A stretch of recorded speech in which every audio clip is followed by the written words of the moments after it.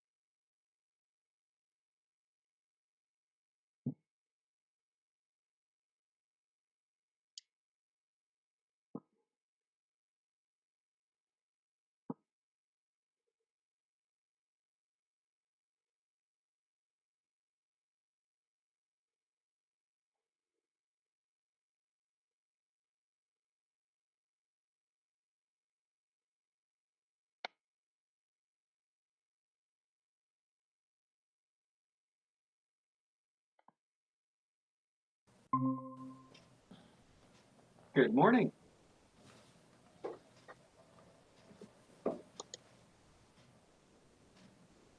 Bill and Cheryl were not able to be here with us this morning, and so I don't think you can hear me.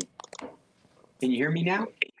I can hear you now. Can you hear me now? I can hear you perfectly. Okay. So Bill and Cheryl weren't able to join us this morning, or at least they weren't able to host the meeting. So I am going to feebly attempt to host it. Okay.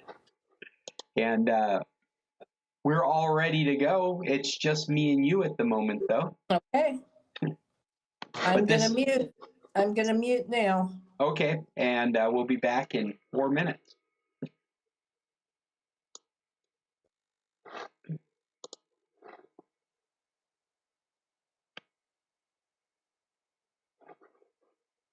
That's right, 4 minutes, and we'll get started.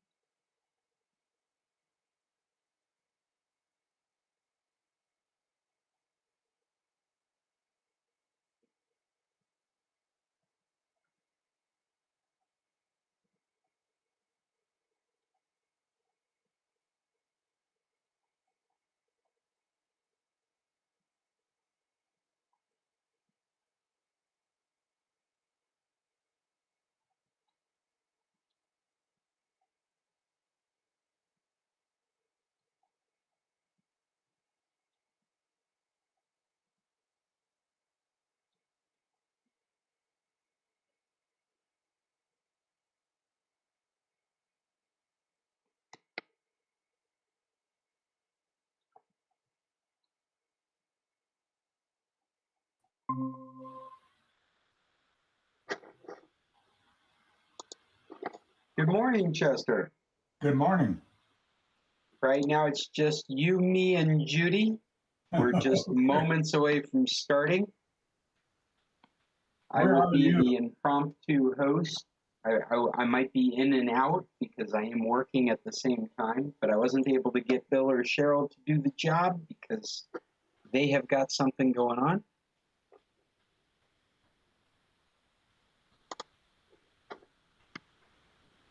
So it's where just are us, and we're going they? to start in just a second. I was just finishing something. So Scott, where are they, Bill and Judy, I Cheryl? can't hear you. Huh. I've got my microphone on. Chester, can I hear you? Maybe it's me. I don't hear Chester. I can hear you. I can hear Chester. Can you hear me? I can hear you now. Say something again, Judy. You can hear me now. Yeah. Okay. Weird. So my question for you was, where are Bill and Cheryl? I don't know. I had sent her a message last night, and I got a message back in the morning saying that she didn't think she was going to be able to do it, and said maybe Bill could do it.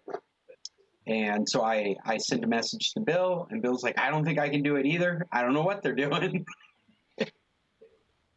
Maybe none of our business. That's probably exactly right. But this is the San Carlos Computer Club, and we are operating from remote locations somewhere out there on the internet.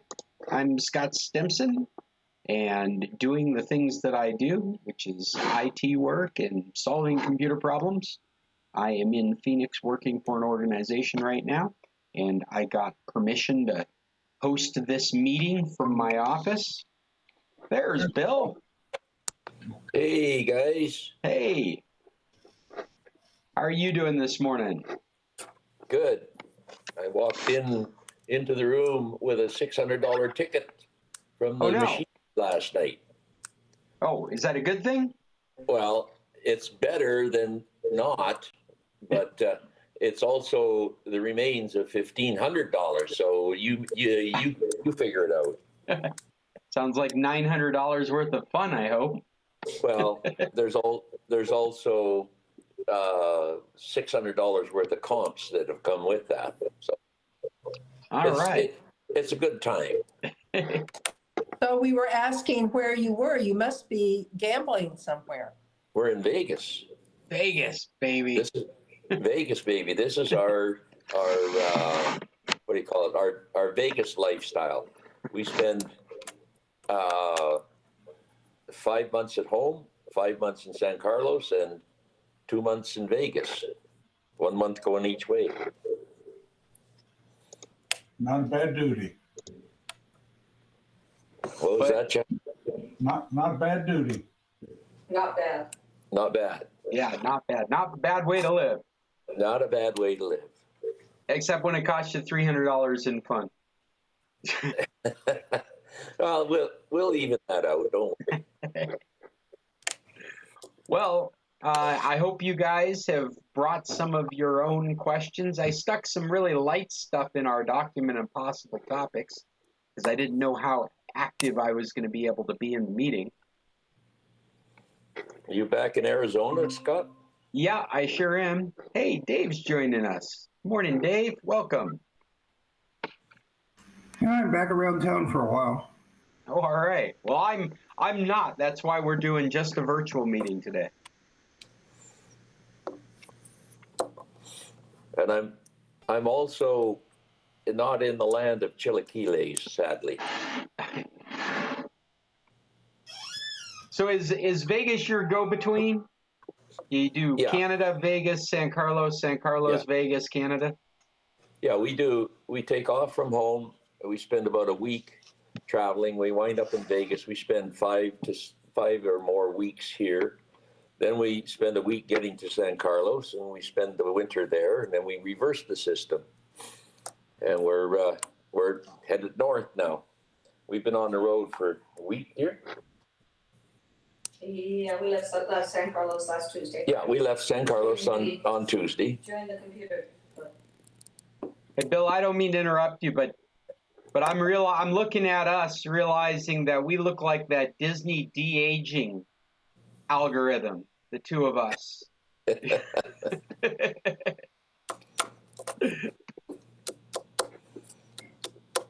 Anyway, So Scott, I can't see you at all. I only see the San Carlos Computer Club logo. yeah, that's what I see. Oh, you guys are on iPads, is that right? Yep. Yeah, it has to do with that. Are you able to turn the iPad lengthways, or is that the way you've got it? Yeah, I'm in landscape. And now I'm in portrait and it didn't change a thing. Yeah, it didn't make a difference. And if Bill's already in landscape, then it wouldn't make any difference. Here, you know what I can do is I can do this. How's that? I'm not seeing Scott either. How can Nothing you guys not be seeing me? Nothing changed. Oh, you guys are right. Here I am thinking it's all turned off. There we go. Because I'm on a different computer. It's still not working. There we There you go. Now it is. Hi, Here, Scott. Hi, guys. What a ridiculous person I am. It's even been streaming out to YouTube. By the way, Miss- Cheryl's making an appointment at the Apple Store to get a iPhone replacement that we got. Oh. Great. Awesome. Which one is she looking at? Well, she doesn't know. She's just struggling with the Apple app, just trying to get an appointment at a store. Apparently, you can't just walk in and buy a phone anymore. You got to make an appointment. Actually, you can just walk in. You may can. wait a long time, but you can walk in. Oh, Cheryl just confirmed that. Yes, you can just walk in. I'm Yeah. trying to schedule Genius Bar at the same time and it won't let me. Yeah, she's trying to set up a Genius, whatever that is, Genius After- Bar. phone, so that they can set it up for us or whatever. And she can't. The app won't let her do that. Hey, I have Did I go ahead. send you an Apple Store phone number one time? Yeah, I think Cheryl did. Yeah, Yeah. I used it when we got ours stolen. Yeah. Try it again. No, I'm phoning this store that I want to go to. And she's phoning All the right, store. they'll transfer you to that store because I can never call a store directly. It doesn't ever allow me to, even though I have a local Colorado Springs phone number to call them on, it still routes them through somewhere else. So. I've experienced that myself where it has a local number. I'm not thinking specifically of Apple, but it has a local number and it forwards you to the 800 number. So anybody in their organization could be helping. So that there's no real people in the Apple store is what you're trying to tell me. Not answering the phone. I believe that. Which is really funny for a phone company. Yes. Well, and as Cheryl was saying that, I was remembering that I wanted to mention to you guys about the Google issue that just recently appeared for storage, where there was a limitation on the number of files that you could have in your Google account. There was, of course, a limitation of space, but on top of that, they had this artificially set limitation of how many files could remain in a Google account. And I wonder if maybe that's something that got caught up in the Cheryl storage space issue. If maybe you guys had stuck so many files in there. Can I get just slightly political for a moment? It's a really funny political. Okay, unrelated? Because I was going to have Cheryl ask the Genius Bar about her Google space problem. Oh, I But that's the Apple Genius. I don't think he wants to talk about my Google space. yeah, it's I know, but you're a cute little old lady in there. You should ask him everything. I get an appointment. Wait a minute, little old lady. Cute little old lady. He's got to help you, or she. And I'm Can a you solve doddering, my Google space problem? and I'm a doddering old guy. Is that what? That's you're trying to right. tell?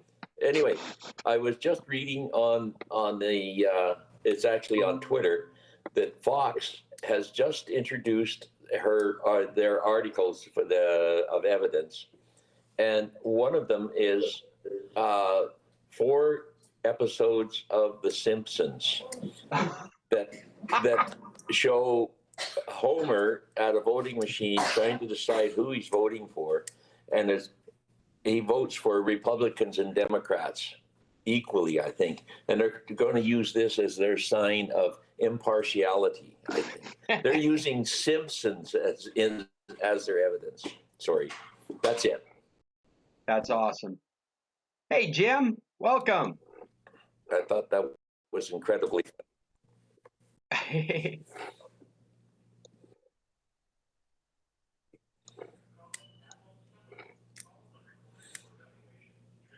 Everything's quiet now. How come? It's because Jim got on. We wanted to confuse him.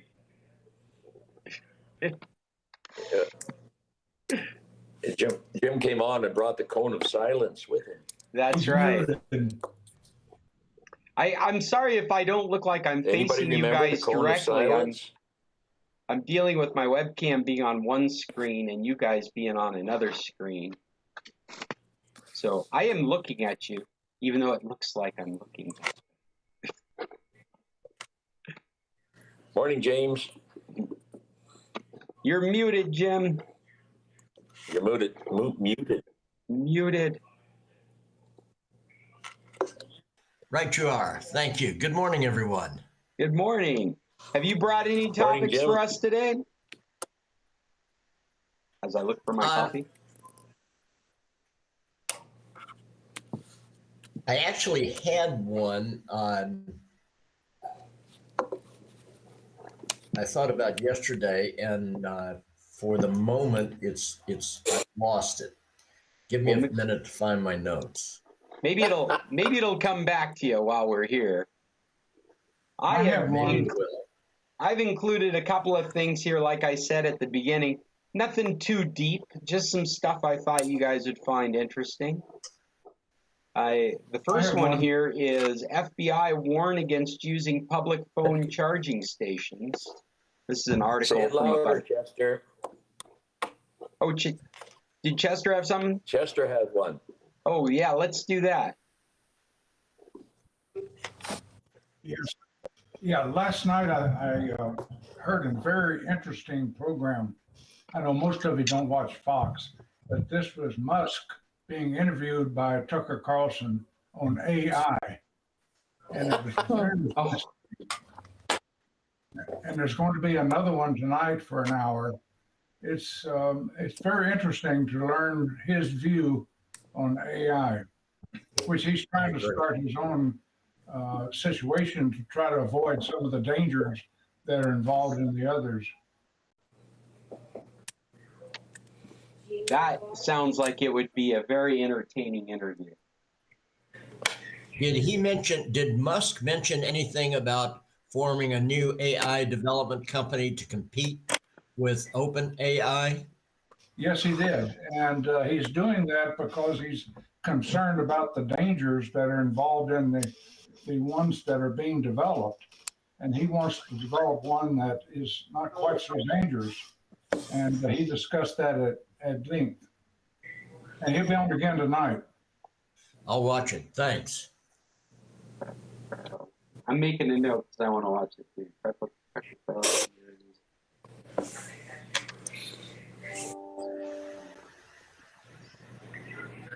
Did he get into his theories of simulation that he's talked about before? I'm sorry, say that again, would you please? In his interview, did he go into any details of his theory about us living in a simulation that he's gone into in the past? Yes, he did. Yes.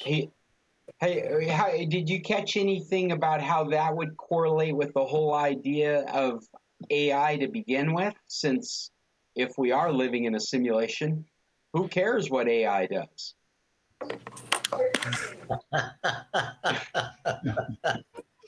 He does, and I think you could argue that we all should. Anyway, I've heard also care about it. But I have to tell another little story. Go ahead, Chester. I have been hard of hearing for many years, but not necessarily so. It was manageable.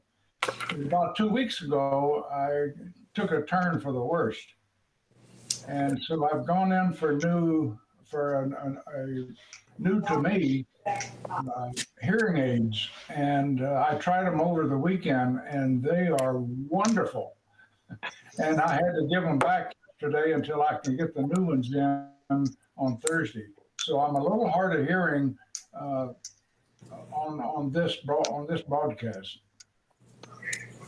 Well, we can hear you just fine, Chester. Everything's coming through loud and clear. Yeah, my problem is the other way. Yeah, I was going to say, regardless of whether you can hear us, we can hear you just fine. Well, maybe if Chester could check his glasses and then we could see him too. Well, I had to give up. I had to give up my 27-inch iMac or big screen, and I'm now using a laptop that I'm then merging in with a large screen TV. But the sound system, the camera on my laptop is not working, so therefore I really can't show you my ugly face. You know what? Speaking of which, just like you guys will find this entertaining, I visited with my folks. They're still here in Mesa. They'll make their way back to Alaska at the beginning of May.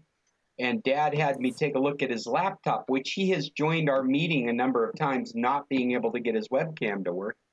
Turns out, and he was not aware of it, his new laptop has a shutter, a physical shutter across the lens. And I was having this strange experience with him where we're sitting there, the laptop light is on, indicating that the webcam is working, and there was this dulled, muted black square that was supposed to be us. And I'm like, it's like something's in front of the camera. And I start scratching at the lip of the camera and discover, oh, there's a shutter here. There's this small indentation that you press a finger into and you push it to the right and the shutter moves and now the webcam works.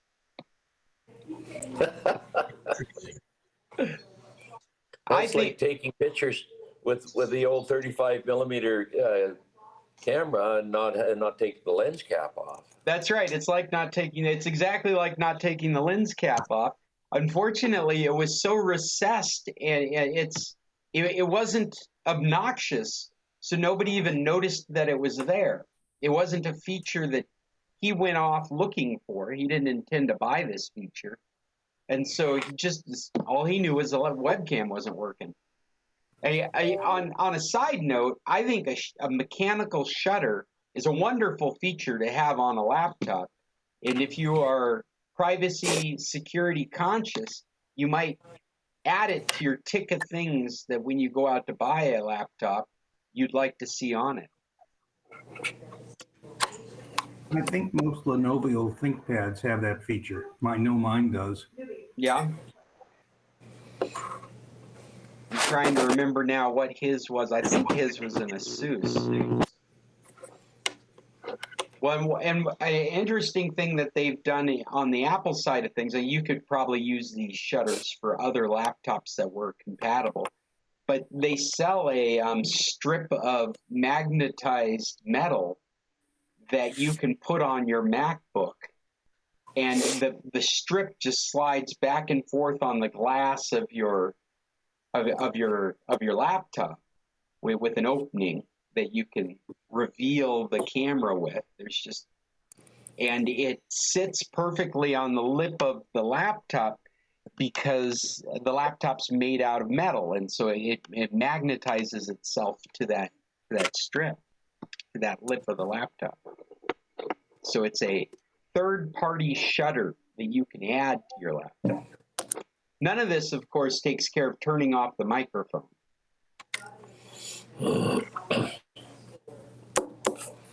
But we live in a perfect world where we're not concerned about anybody eavesdropping.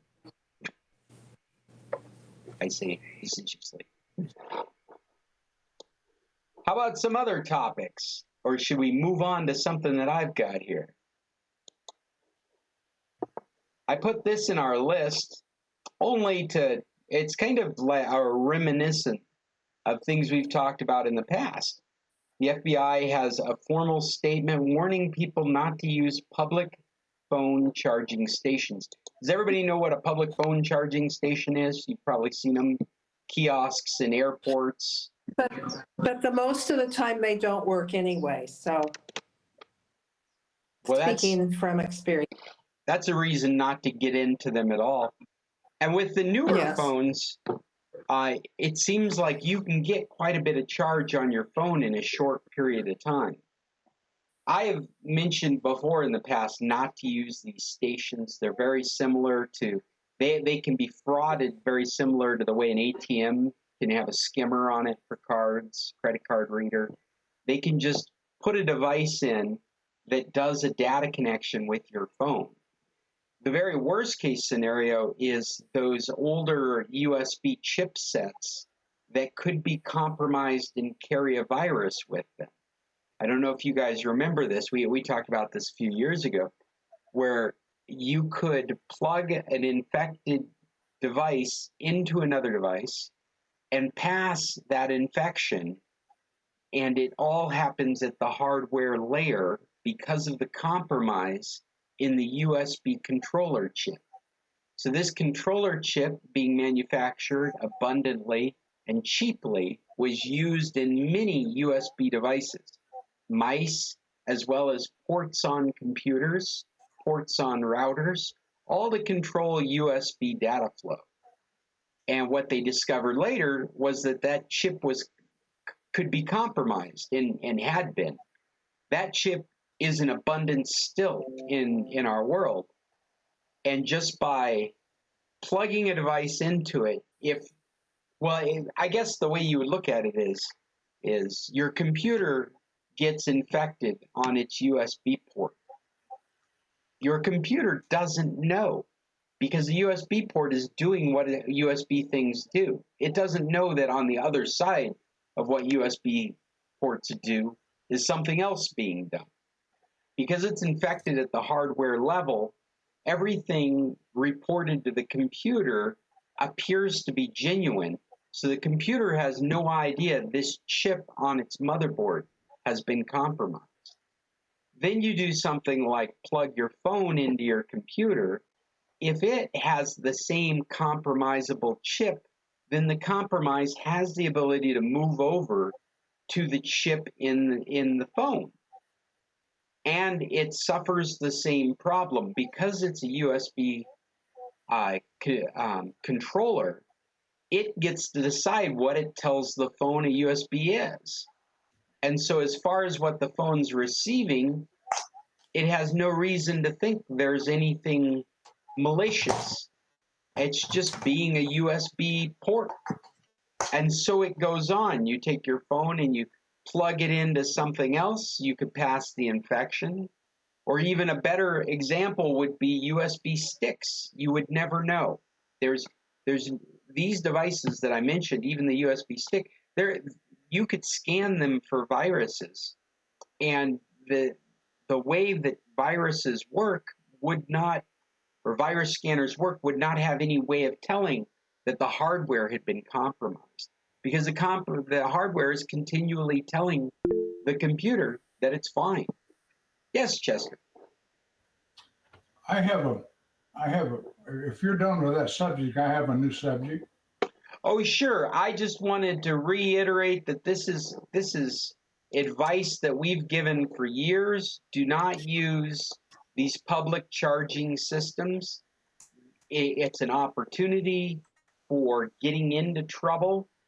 And because they're out there, malicious actors will use them to try and compromise your devices. Well, I don't even trust the USB ports on the back of the airline seats that they have now, because of the same concern for compromise. And so what I recommend people do is carry around a charger, like the USB charger that you've got with your iPhone, and plug it into the 120 on the plane. You know, just make sure that while you're traveling, you're carrying one of these devices so that you can just plug into regular electricity and you don't have to use somebody else's USB port to charge your device. Some other things that can keep you out of trouble. For a long time, I've been using these and recommending these to people. These are the magnetic connectors. No data can go through one of these magnetic chargers. All that's being transferred is electricity on one of these. So if you've put one of those nubs on your device so that you can easily plug into one of these USB charging cables, well, then that cable's pretty safe to plug into any USB port because no data can go across it. So it can't compromise the USB chip.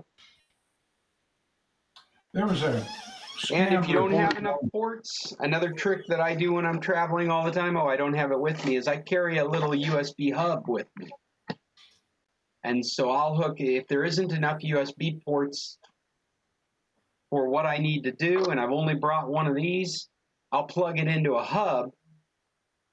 And that'll allow me to split it so I could use it for 2 or 3 devices. And none of that would be plugged into some raw, unknown USB port. And that's the whole point of the article that I've shared. You guys are welcome to read it, but it's basically the FBI taking a stance on, hey, you know what? I got a call I have to take.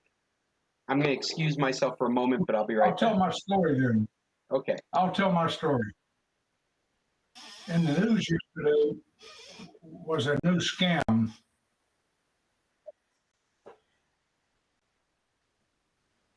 Let's see. Is he off? Yeah. Go ahead, Chester.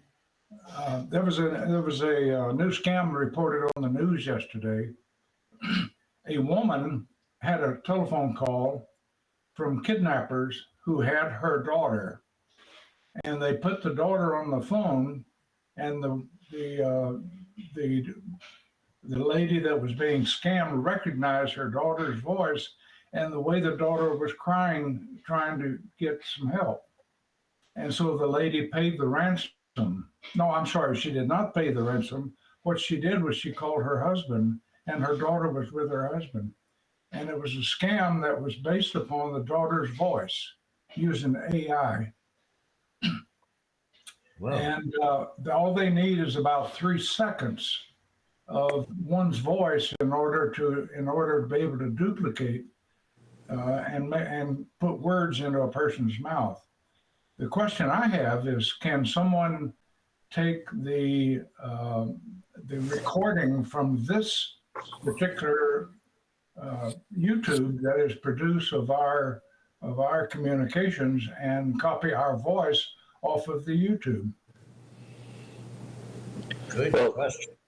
Well, the way to beat that scam is very simple. You just ask a couple questions. You know, I mean, it's obvious that the daughter knows something that nobody else knows. I mean, you just say, just ask some personal question. They can't answer it. They got the voice, but they don't have the information. Well, they had the daughter crying and screaming, not screaming, but crying for help, and therefore was not really an opportunity to ask one of those key questions. And I'm not sure that the mother was in a frame of mind to do that. Yeah. Either. I just thought it was an interesting, and it was enough to put it on the news so people would be aware. But my question relates to the voice being copied off of this YouTube that we produce.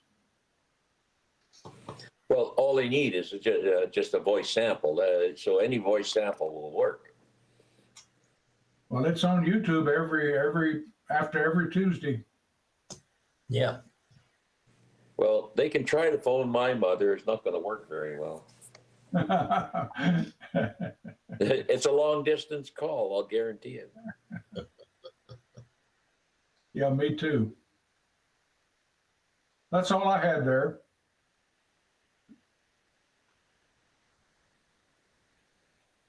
Very interesting. You remember your topic yet, James? Say what? You said you were trying to remember what you wanted to ask or your topic, and so just asking if you remember. No, I did, and it turns out it was a problem that I had solved. So thanks, but no. Well, even that's good. You know, you pose the problem and tell us what your solution was. Let's worry about that later. Hey, where are you? We're in the South Point Casino in Las Vegas. You're in the South Point Casino. Yeah, and we're being Any treated royals big. yet? What's that? Any royals yet?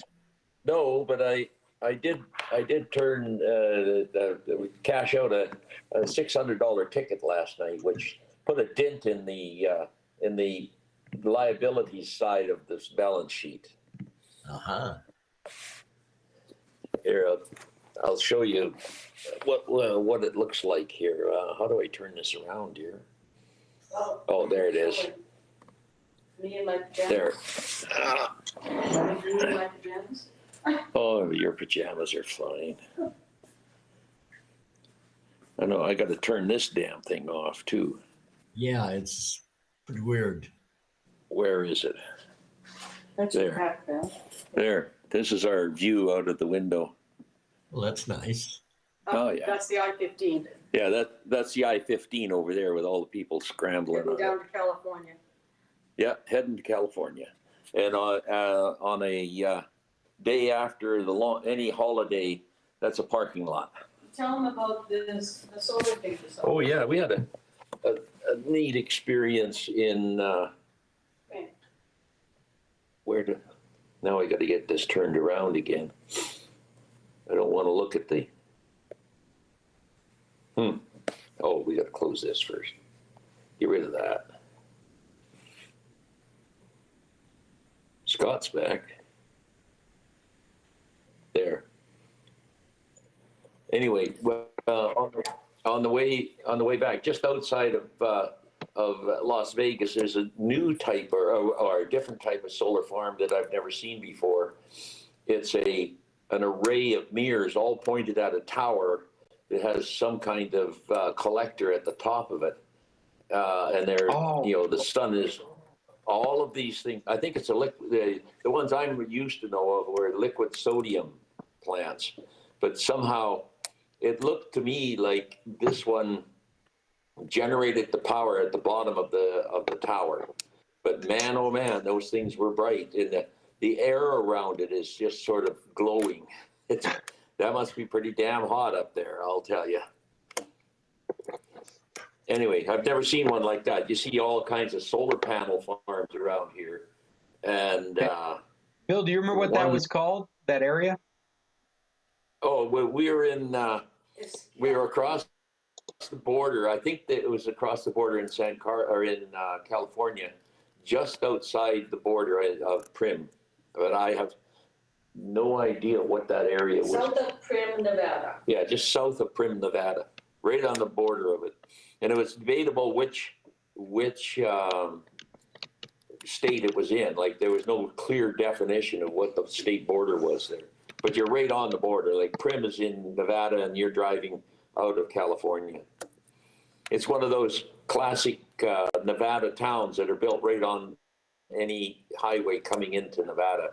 Has, a few small casinos on it. Every one of them do.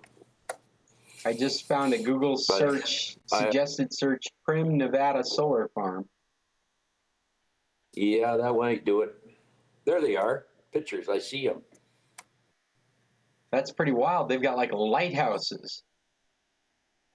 Well, yeah, there's 3 towers, and there's a circular array around each tower of mirrors that are all reflecting the sun straight at that glowing tower, at the top of it. Yeah, we saw that glow for miles. Oh, Wait, so are you saying that on the ground these aren't panels? Those are mirrors? they're mirrors. Wow. They're all aimed at reflecting at that tower. Oh, that's amazing. They're not solar panels. The solar energy is collected at that top of each of those 3 towers. And I think you can see on the one, there's a fan of light on the ground. I think what they do is they align those things so they don't have to move the mirrors. As the sun goes around, that fan keeps moving with, and different mirrors are now focusing on the sun. It'd be a hell of an engineering problem. Well, I wonder if the mirrors follow the sun. Is that what you're saying? No, what I'm saying is, when you see when you look closely, you'll see each tower has a fan of bright light coming out of it, and right. Following it. I think as the sun moves around, that fan moves around, or that light source. So this all day there's at least some of the mirrors focusing on the tower.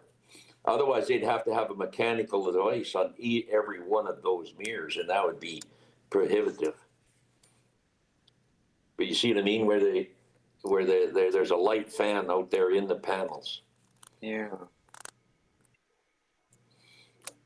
Oh, But I don't know what. Here's a video.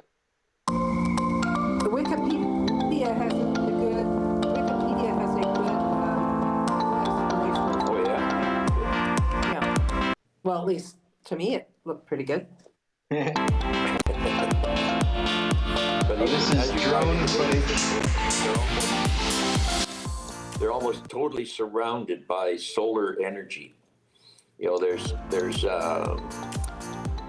the one heading out of Vegas towards Laughlin, down into Yuma. There must be 1,000 acres at least, more than that even, of black solar panels, the passive collectors. There's just acres of it. It's amazing how long it's taken us to get to this point, and now it just feels like it's just coming at us.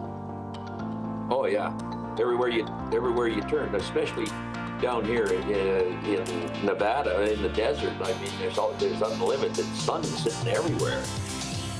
Well, this big push for solar in Mexico is really impressive too. I mean, what the government's recently done there in Sonora. The brand new one. It also says that there's a huge solar farm going up. Say again, Judy. Sorry. It says there's steam generators in Wikipedia. There's steam generators at this this plant you're talking about? Yes. Well, yeah. So what they're doing, they're using that tower to generate the steam, and underneath there's a generator under each one of those towers. Right. Now I've seen one over in right by Gila Bend that is just curved mirrors with a pipe going down the middle of it, and huge storage tanks over at the center. And that's a liquid sodium one. They melt the salt and store their energy in those tanks when they don't need it, but they generate there in the middle. This one, that's what I thought. I didn't see any other complex other than those towers and a building underneath it. But I don't think our solar panel system will be fully paid for with the next bill, which will be 4 years, and 10 months. So the payback is, really quick down here. Well, they have the advantage of having really expensive internet, or really expensive electricity. So yeah. Well, I got a kick out of Marco Cruz at the time he was telling us about his panels. Is when they raise the the price of electricity, then the solar panels pay off much quicker. Yeah, like even back home in Alberta, and they're building huge solar farms, and you figure, well, you're further north, but in the winter you don't get as much sun, but in the summer we get way more sun than you guys do because we're north. You keep going, and you get to a place where the sun doesn't set for a month. Yeah, Scott understands that. Yeah, but the tough part in Alaska though is you can't rely on generating power half the year like that. There needs to be a way to store it. The other half of the year back home, there just isn't enough. This has been the biggest issue is it's all overcast. It's all dark. It's when the sun is out, it's overcast. You live on the coast there. In Alberta, we have